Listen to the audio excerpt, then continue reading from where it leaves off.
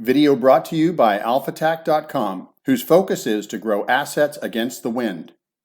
The content for Why It's Critical to Know the Difference Between a Secular Bear and a Cyclical Bear Market presentation is from the research findings of Michael Markowski, Director of Strategies for AlphaTac. The key bear market questions. What is the difference between a cyclical bear and a secular bear?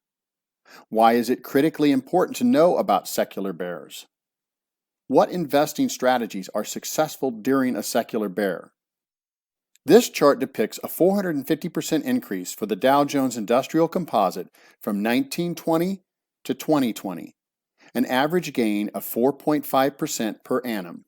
Here is the same chart which includes the peaks and troughs over the 100 years.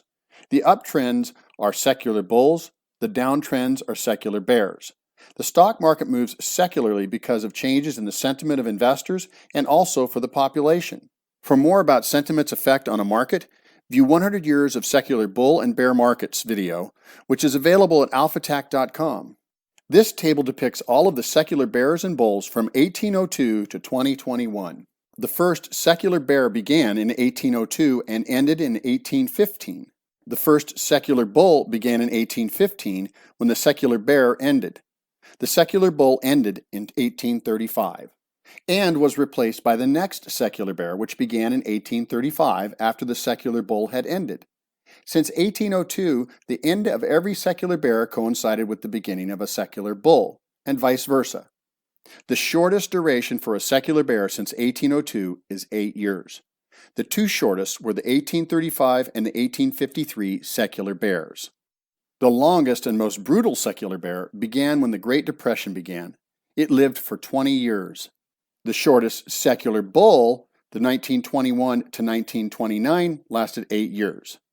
The longest secular bull since 1802 was 20 years.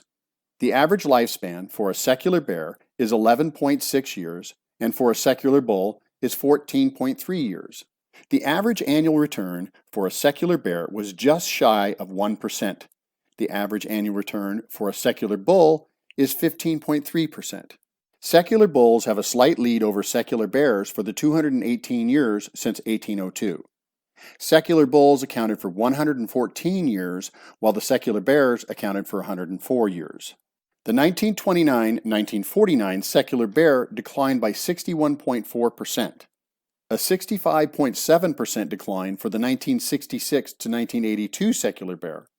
A decline of 47.5% for the 2000 to 2009 secular bear. Cyclical bear is not to be confused with a secular bear. This chart depicts two cyclical bears occurring during the 1949 to 1966 secular bull. Cyclical bull is not to be confused with a secular bull. This chart depicts two cyclical bulls occurring during the 1966 to 1982 secular bear.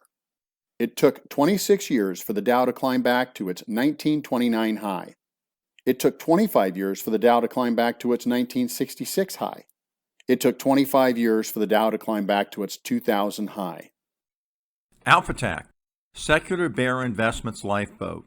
AlphaTac's core offering is the Bull and Bear Tracker algorithm, which trades the S&P 500 long and short.